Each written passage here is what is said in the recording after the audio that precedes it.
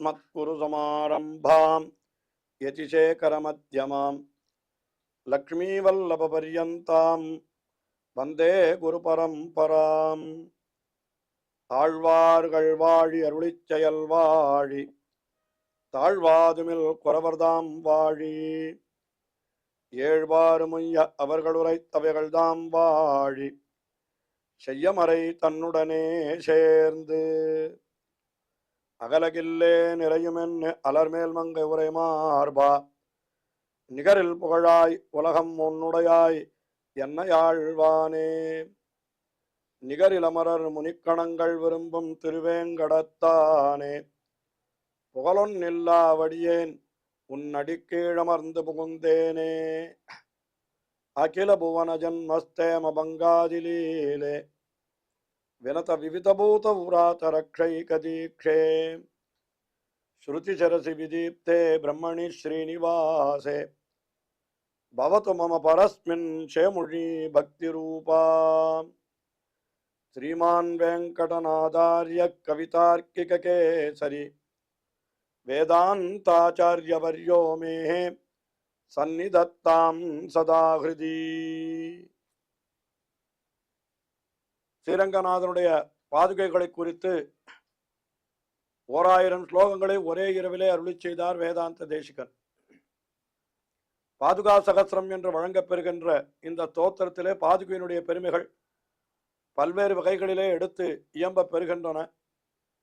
அதிலேயும் குறிப்பாக இப்பொழுது பரதாழ்வானாலே பெற்றுக்கொண்டு வரப்பட்ட பாதுகை, அது அயோத்தியிலே பட்டாபிஷேகம் செய்யப்பட்டதல்லவா, அந்த சமயத்திலே நடந்த நிகழ்ச்சிகள், அதிலே இருக்கக்கூடிய நுட்பங்களை எல்லாம் பல பல ஸ்லோகங்களாலே தெரிவிக்கிறார்.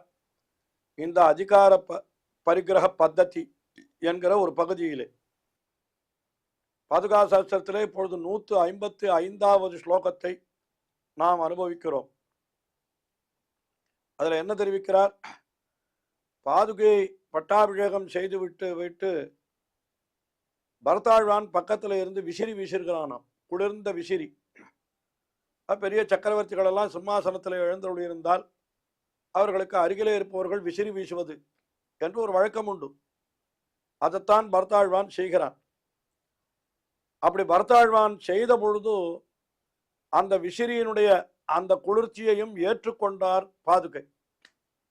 பாதுகை ஏற்றுக்கொண்டது எதற்காகனா, தனக்கு ஒரு பெருமை என்பதற்காக அல்ல, ராஜ்யலட்சுமிக்கு பிழைப்பு ஏற்படணுமே அதற்காக என்று மிகவும் அழகாக சமத்காரமாக ஓர் அர்த்தத்தை இந்த 155வது ஸ்லோகத்திலே தெரிவிக்கிறார்.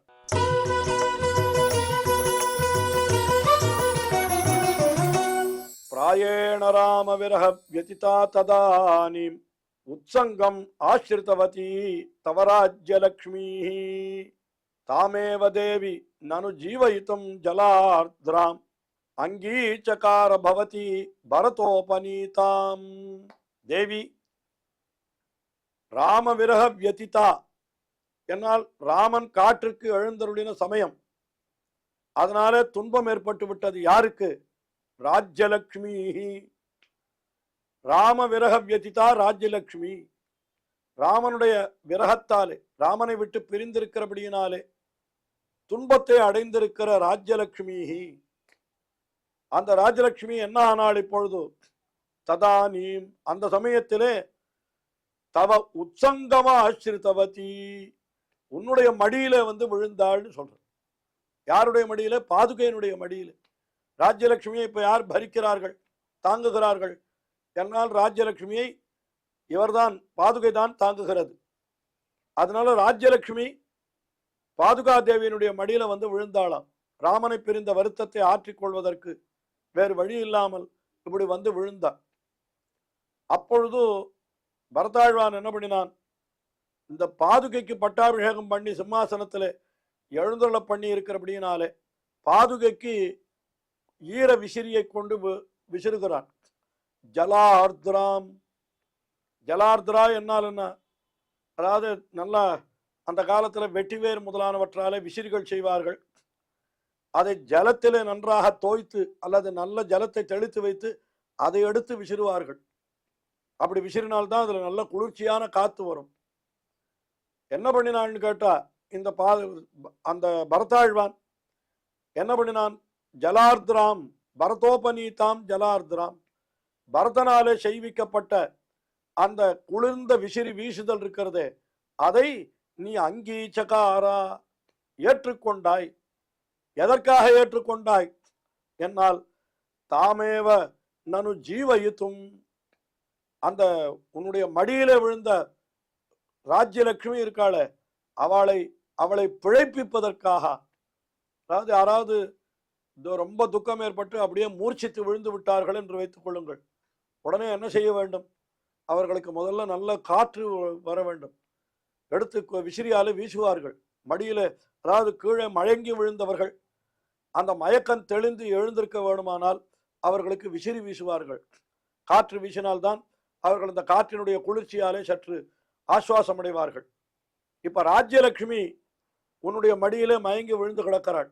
எதனால? ராமனை பிரிந்த வருத்தத்தாலே. அப்பொழுது அவளை கொஞ்சம் எழுப்பணும்னா என்ன பண்ணணும்? அவளை பிழைப்பிக்கணும்னா என்ன பண்ணணும்?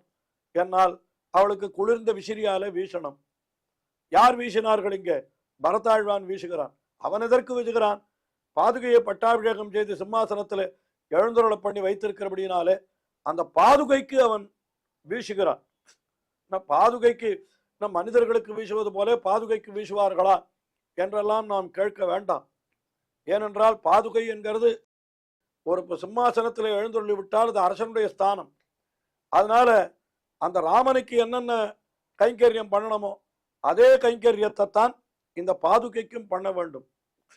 அப்படித்தான் நாம் பார்க்கிறோம். இப்பொழுது கூட நீங்கள் வேறொரு மதத்திலே இப்படி ஒரு அற்புதமான விஷயத்தை கொண்டிருக்கிறார்கள் என்று நாம் பார்க்கிறோம் அடிக்கடி. என்ன பார்க்கிறோம்? சீக்கிய மதத்தை சேர்ந்தவர்கள், அவர்களுக்கு அந்த குரு கிரந்த சாஹிப் என்று அந்த கிரந்தம் இருக்கிறதே, அதாவது அவர்களுடைய மதத்தினுடைய கோட்பாடுகளை எல்லாம் தெரிவிக்கக்கூடிய ஒரு நூல். அது மிக உயர்ந்த நூல். அது எல்லா மதத்திலே இருக்கக்கூடிய நன்மைகளும் கூட அதில் சேர்ந்திருக்கிறது என்று கூட சிலர் சொல்லுகிறார்கள். அப்படிப்பட்ட அந்த குரு கிரந்த சாஹிப் என்று சொல்லுவார்கள். அந்த சீக்கிய மத நூல் இருக்கிறது, அந்த நூலைத்தான் அவர்கள் வழிபடுகிறார்கள். அந்த நூலை ஒரு நல்ல பட்டு மெத்தை ஏற்படுத்தி அதிலே அந்த நூலை வைத்து அதற்கு சாமரம் விடுவார்கள். அந்த நூல் என்றால் அதுவே நாம் பகவானுக்கு என்று சொல்லுகிறோமே, அதுபோல அந்த நூலுக்கே அப்படிப்பட்ட பெருமையாக எல்லாம் சொல்லுகிறார்கள். ஏனென்றால் அது பரம்பொருளை பற்றி தெரிவிக்கிற நூல் என்ற காரணமாக இருக்கலாம். எதற்காக சொல்கிறேன்னா, பாதுகையை எழுந்துருள பண்ணி பரதாழ்வான் விசிறினான். அதை அந்த பாதுகையான நீயும் ஏற்றுக்கொண்டாய். எதற்காகனு கேட்டா, அந்த ராஜ்யலட்சுமியும் ஜீவயுத்தும், உன்னுடைய மடியில மயங்கி விழுந்தவளான ராஜ்யலட்சுமி அவளை பிழைப்பிப்பதற்காக இந்த குளிர்ந்த விசிறிக்காற்றை, பரதாழ்வானால வீசப்பட்ட குளிர்ந்த விசிறிக்காற்றை நீ ஏற்றுக்கொண்டாயோ என்று இப்படியாக ஒரு அற்புதமான உருவகத்தை செய்கிறார் இந்த ஸ்லோகத்தில். அடுத்தபடியாக 156வது ஸ்லோகம். இந்த ஸ்லோகத்தில் ஒரு அற்புதமான விஷயத்தை தெரிவிக்கிறார். ராமபிரான் ஒரு விரதம் கொண்டான், பரதன் ஒரு விரதம் கொண்டான். ஆனால் அவர்கள் இருவரை காட்டிலும் பாதுகா தேவியே நீ கொண்ட விரதம் மிக உயர்ந்தது. மற்ற இருவர்களுடைய விரதத்தை காட்டிலும் உன்னுடைய விரதம் உயர்ந்தது என்கிறார். அது என்ன விரதம்? ஸ்லோகத்தை அனுசந்தித்து பார்ப்போம்.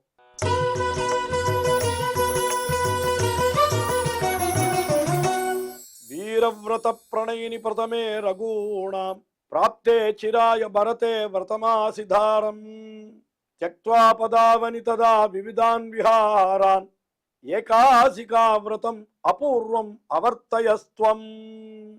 ஹே பதாவனி, ராகவனுடைய திருவடிகளை காப்பாற்றுகின்ற பாதுகையே என்கிறார். ரகுணாம் பிரதமே என்ன வீரவிரத, அவன் என்ன விரதம் கொண்டான்? வீரவிரத பிரணயினி பிரதமே ரகுணாம், முதலிலே ரகு. ரகு என்னால் இந்த இடத்துல ராகவன் அந்த ராமபிரானை சொல்லுகிறது. அவன் ஒரு விரதத்தை கொண்டான். என்ன வீரவிரதம், வீரவிரதம் என்னால் இப்படி சொல்லலாம். அதாவது வீரனாய் இருந்து கொண்டு அடியவர்களுடைய விரோதிகளை அழிக்க வேண்டும், அடியவர்களை காக்க வேண்டும். அதுவும் அவனுக்கு விரதம் தான் இல்லையா? மித்திரபாவேன சம்பிராப்தம் நத்தியஜேயம் கதஞ்சனா ஏதத் விரதம் மமா என்று சொன்னான் அல்லவா? ஆயினாலே அடியவர்களை காத்தல் என்கிற விரதம், அந்த விரதத்தை அவன் ஏற்றுக்கொண்டு விட்டான் ராமபிரான். அதாவது விரோதிகளை அடியவர்களை காத்தல் என்னால் விரோதிகளை அழித்து அடியவர்களை காத்தல் என்ன, அப்படி ஒரு முதல் விரதம் அவனுடையது. சரி, ஆஹா பிரதமே ரகுணாம் பிராப்தே, முதல்ல ரகுவினாலே ஒரு, அதாவது ராகவனாலே ராமபிரானாலே ஒரு விரதம் அடையப்பட்டு விட்டது. என்ன? வீர விரதம், அந்த வீரர்களுக்கே உரிய விரதம். என்னுடைய அடியவர்களை நான் ஒருபோதும் கைவிட மாட்டேன். எப்பேற்பட்ட விரோதிகள் வந்தாலும் அபயம் சர்வபூதேபியோ ததாமி, எப்படிப்பட்ட விரோதிகள் இருந்தாலும் அவர்களிடத்திலிருந்து நான் காப்பாற்றுவேன், இது என்னுடைய விரதம் என்று சொல்லி அவன் ஒரு விரதம். அந்த அடியவர்களுக்கு அனுகிரகம் பண்ணின பிற்பாடுதான் நான் வந்து பட்டாபிஷேகம் பண்ணிக்கொள்வேன், அது வரைக்கும் நான் வரமாட்டேன் என்று அவன் ஒரு விரதத்தை கொண்டான். சரி, அது அவனுடைய விரதம். அது அடுத்தபடி பரதாழ்வான் ஒரு விரதம் கொண்டானான். என்னன்னா, பிராப்தே சீராய பரதே விரதம் ஆசிதாரம், அசிதார விரதம் என்று ஒரு விரதம் சொல்லப்பட்டிருக்கிறது சாஸ்திரங்களிலே. அதாவது அந்த விரதம் என்ன அர்த்தம் தெரியுமோ?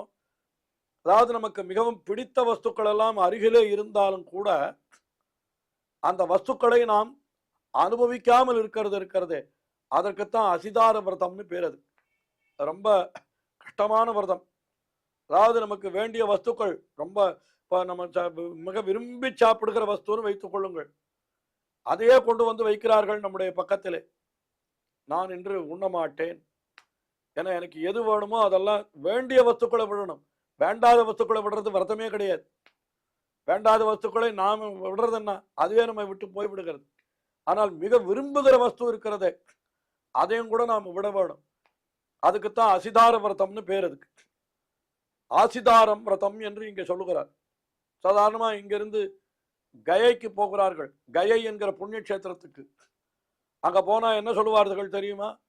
நமக்கு மிகவும் பிடித்த ஒரு பழத்தை விட வேண்டும், பிடித்த காயை விட வேண்டும், பிடித்த இலையை விட வேண்டும் என்று இதெல்லாம் சொல்றதுக்கு என்ன காரணம் என்னால் இதெல்லாம் அசிதார விரதத்தை சேர்ந்தது. அது அதாவது இத்தனை நாள் நம்ம இதை விரும்பி சாப்பிட்டு இருந்தோம், இப்போ இந்த உலக வாழ்க்கையில எல்லாம் கொஞ்சம் கொஞ்சமா வைராக்கியம் கொள்ளணும். அப்போதான் இந்த கயா யாத்திரை போவா. கயையில போன பிற்பாடு நான் ரொம்ப விரும்பி சாப்பிட்டது எதுவோ அதை விட்டுடுறோம். அதை விடுறது தான் முக்கியமான விரதம். எனக்கு வேண்டாத கயைக்கு போய் என்ன நீ விட்டாயின்னு கேட்டா, ஒருத்தர் நான் எட்டிக்காயை விட்டேன்னு சொன்னா அது விரதமே இல்லை. அது எட்டிக்காயை எவன் சாப்பிடுவான்? எவனுமே சாப்பிட போறது இல்லை. அதை விட்டா அது விரதம் இல்லை. மிக விரும்பி சாப்பிடுகிற காய் எதுவோ, அதான் கரிகாய், விரும்பி சாப்பிடுகிற பழம் எதுவோ அதையெல்லாம் விடணும். அதுதான் நம்முடைய வைராக்கியத்தை நிரூபிக்கக்கூடிய விஷயம் அது. அதனால பரதாழ்வான் என்ன பண்ணினான்னா, இங்க அயோத்தியில ஒரு விரதம் கொண்டு விட்டான். எனக்கு வேண்டிய வஸ்துக்கள் எது இருந்தாலும் நான் அதையெல்லாம் அனுபவிக்க போவதில்லை. அதாவது அவன் என்ன பண்ணினான், ராஜ்யத்துக்கு திரும்பி வந்த பிற்பாடும் கூட தன்னுடைய மஞ்சத்திலே படுக்கவில்லை, தரையிலே தான் படுத்தான், பட்டாடைகளை அணியவில்லை. பின் என்ன செய்தான்? மரவுரிதான் தரித்திருந்தான், கிரீட்டத்தை அணியவில்லை, ஜடாமுடிதான் தரித்திருந்தான் என்று இப்படியெல்லாம் பார்க்கிறோம் அல்லவா? அதனால பரதே விரதம் ஆசிதாரம், அவன் ஒரு விரதத்தை கொண்டான், விரும்பின வஸ்துக்களை நான் அனுபவிப்பதில்லை என்று அவன் அந்த விரதத்தை கொண்டான். ஏ பாதுகே பதாவினி, நீயும் ஒரு விரதத்தை கொண்டாய். என்ன விரதம் என்னால், தியக்த்வா விவிதான் விஹாரான், பல இடங்களுக்கு செல்லுதல் என்கிறது பாதுகையினுடைய விரதம், அதாவது காரியமா இல்லையா? பாதுகை என்ன பண்ணும், ராமன் எங்கெங்கெல்லாம் செல்லுகிறானோ அங்கெல்லாம் பாதுகையும் கூடவே செல்லுகிறது. ஆனால் இப்பொழுது நீ என்ன செய்தாய் தெரியுமா? அதை விட்டு விட்டு உனக்கு மிகவும் பிடித்ததான அந்த காரியத்தை விட்டு ஏகாசிகா விரதம் அவர்த்தயஸ்துவம், ஏகாசிகா விரதம், ஒரே இடத்திலே இருத்தல் என்கிற விரதத்தை நீ மேற்கொண்டு விட்டாய். அதாவது 14 ஆண்டுகள் இந்த பாதுகை எங்கேயுமே போகலையே, அந்த அயோத்தியா சிம்மாசனத்திலேயே வீத்திருந்தது, ஒரு இடத்திற்கும் போகலை. அது ஒரு விரதம் நீ கொண்டு விட்டாய். ராமன் அடியவர்களை காப்பாற்ற வேண்டும் என்று விரதம் கொண்டு வனத்திற்கு சென்று விட்டான். பரதாழ்வான் எனக்கு பிடித்தமான வஸ்துக்களை நான் அனுபவிக்காமல் விட்டுட போகிறேன் என்று அவன் விரதம் கொண்டான். நீ என்ன செய்தாய் என்னால், எல்லா இடத்திலும் அலைந்து திரிந்து செய்கிற காரியங்களை எல்லாம் நான் இனிமேல் அலையப் போவதில்லை, ஏகாசிகா ஒரே இடத்திலேயே இருக்க போகிறேன் என்று நீ ஒரு விரதம் கொண்டாய். அதுவும் அது எப்படிப்பட்ட விரதம்? அபூர்வம் ஏகாசிகா விரதம். அபூர்வம் என்கிறார். என்ன காரணம்? ராமபிரானோ பரதாழ்வானோ தனக்கு இஷ்டமான வஸ்துக்களை பிரிந்து போகவில்லை. ஆனால் நீ ராமபிரானுடைய திருவடி உனக்கு மிகவும் இஷ்டமான விஷயம், அதை விட்டு பிரிந்து வந்து நீ இப்படி ஒரு விரதத்தை கொண்டாய் என்னால் இந்த விரதம் என்றோ உயர்ந்தது என்று இந்த ஸ்லோகத்தில் மிக அற்புதமாக பாதுகையினுடைய விரதத்தை கொண்டாடுகிறார். தொடர்ந்து அனுபவிப்போம். ஸ்ரீயக்காந்தாய கல்யாண நிதயே நிதயேர்த்தினாம் ஸ்ரீவேங்கட நிவாசாய ஸ்ரீனிவாசாய மங்களம். ஸ்ரீமத் சுந்தர ஜாமா திருமுனிமானசவாசினே சர்வலோக நிவாசாய ஸ்ரீனிவாசாய மங்களம்.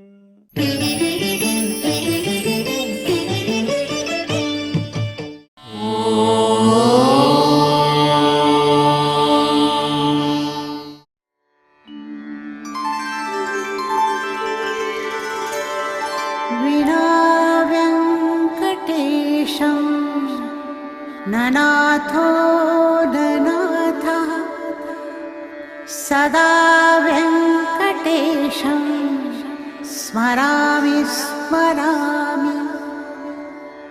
हरे वेङ्कटेश प्रसीद प्रसीद.